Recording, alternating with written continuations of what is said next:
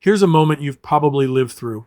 You ask an AI to do something real, fix the doc, build the spreadsheet, and it says, done, everything works. So you ship it, and it didn't.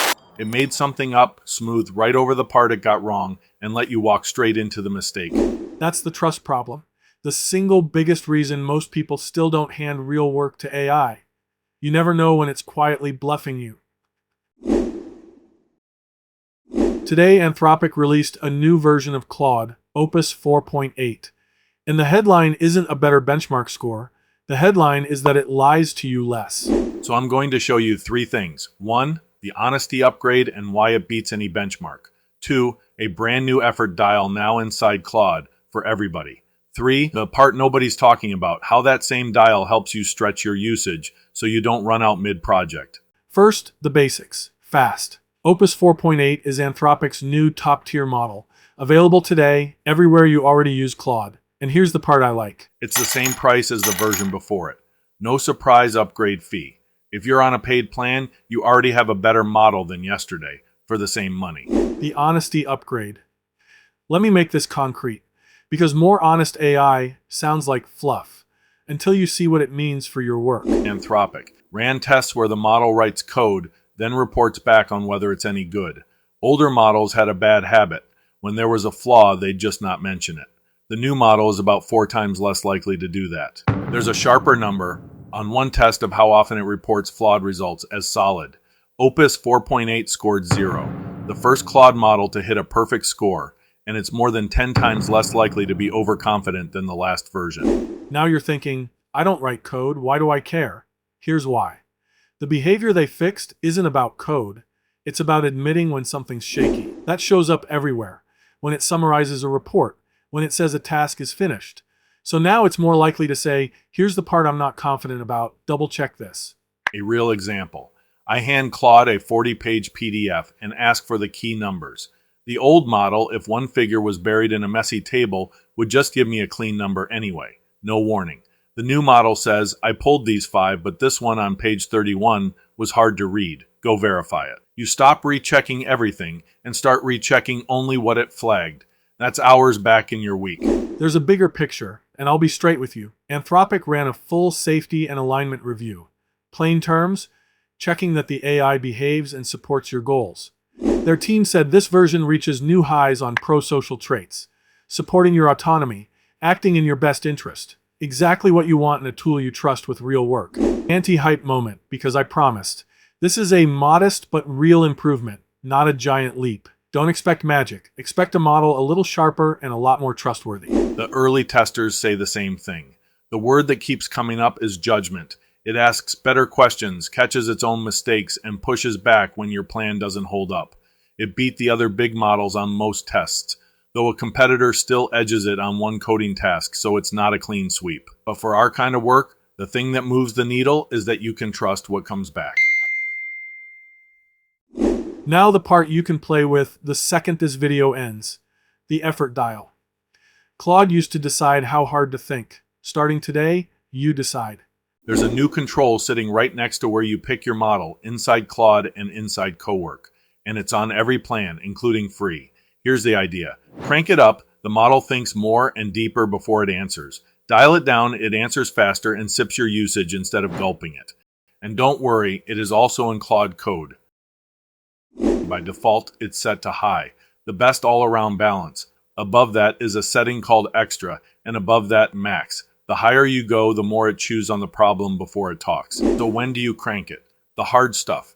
A tricky plan, a long document, writing where the logic has to hold. When do you keep it low? Reword this email. Summarize these notes. 5 title ideas. You don't need it to deliberate for 20 seconds to rename a file. Let me show you the difference, because this is the moment it clicks. Same prompt, run twice. Once on low effort, once on max. And watch. The low effort run first. Fast comes back almost right away. Fine for a simple ask. Now max effort, same prompt. It takes a beat longer, it's thinking more, and look, it's more thorough. It catches the edge cases. The fast version skipped, and it flags the parts it's unsure about instead of steamrolling ahead. That's the honesty upgrade and the effort dial working together. For the sake of time, I did speed these up quite a bit, so if you want to get a better feel for it, feel free to slow this section down. So the simple rule, match the effort to the stakes. Low for quick, high for every day, max when it really has to be right. You're driving now, not the model. Now let me save you from the mistake almost everyone makes. They find max, decide more is better, and leave it cranked for everything. Don't. Max is slower and eats your usage faster. Pin it to max, then spend your morning rewording emails, and you'll burn your allowance by lunch. Treat high as home base. Reach for max only when the task earns it. That one habit can roughly double what you get out of your plan. Small thing that pays off big. When you bump it to max, tell Claude what you're after in the same breath. You're inviting that honesty. Dial plus clear instruction, best version of the model. Here's the whole thing on a real task. Messy notes from a client call. I need a clean proposal. Step 1. Paste the notes, ask for a rough structure. Low effort, fast skeleton, don't waste budget. Then the part that matters, writing the real proposal. Now I push to max and say, write it from this outline. Make the logic tight and flag anything where you're guessing. It comes back and says, I wrote a timeline, but you never gave me a deadline, so I made one up, confirm it. The old model would have invented a date and stayed quiet. Low effort for rough stuff max, plus a clear ask for the work that counts. Now I also added the usage at the end for all of these demos. You'll see what I used up for my 5-hour session, but hang on because I have a solution for that as well. Now the part almost nobody is connecting, and it's why I made this for you. That same effort dial is also a usage management tool. On a paid plan, this saves your afternoon. Quick reality check. Because most coverage online is written for developers on app pricing. That's not you, there's a free plan, a taste but little of the top model. Pro, around $20 a month, the sweet spot for most solo creators. Then max in 2 sizes, paying about $100 a month for roughly 5 times Pro's usage, or about $200 for roughly 20 times. Opus 4.8 is on all of them. Plans don't change access, they change how much you can use. And double check the exact prices on Anthropic's site. These move. Here's the mechanic that trips everyone up. Your usage doesn't reset once a day. It resets on a rolling 5-hour window. Every 5 hours your allowance refills. Once you get that, you can play it to your advantage. The routine I use.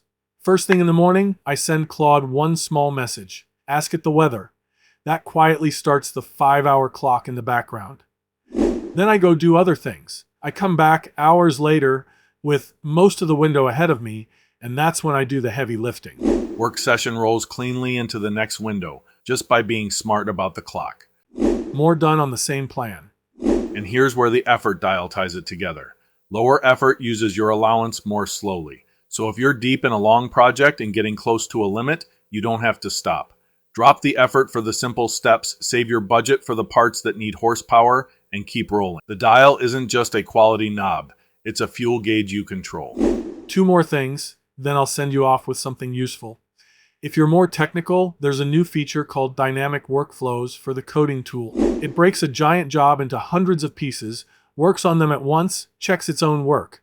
Built for huge software projects. Not your world? You don't need it. You didn't miss anything. I just don't want you thinking you missed something. You didn't, looking ahead. Anthropic hinted at what's next. A more powerful class of model beyond even Opus called Mythos. Not out for everyone yet, because models that strong need extra safety guardrails first, but it's coming in the next few weeks. Today's release is the current ceiling, and the ceiling's about to get higher. So let's bring it home. Opus 4.8 isn't about a bigger score, it's about trust. A model more willing to tell you when it's unsure is one you can actually delegate to. Pair that with the effort dial, use that same dial to manage your usage around the 5-hour clock, and you do more real work without burning out your plan. Your one thing to do today. Open Claude, find the new effort control by the model picker, and run the same prompt twice. Once on low, once on max. Feel the difference. To make it dead simple, I put together a 1-page cheat sheet. When to use each effort level, how each affects your usage, and the 5-hour window playbook so you never get cut off mid-project. It's free. Links in the description. Go grab it. If this helped you make sense of what's new, subscribe. I break down every release in plain English, built around what you do with it, not the hype. See you in the next one. Hey, you're still here. Drop a comment. Let me know what you thought of this video, trying to get a little bit better each and every one.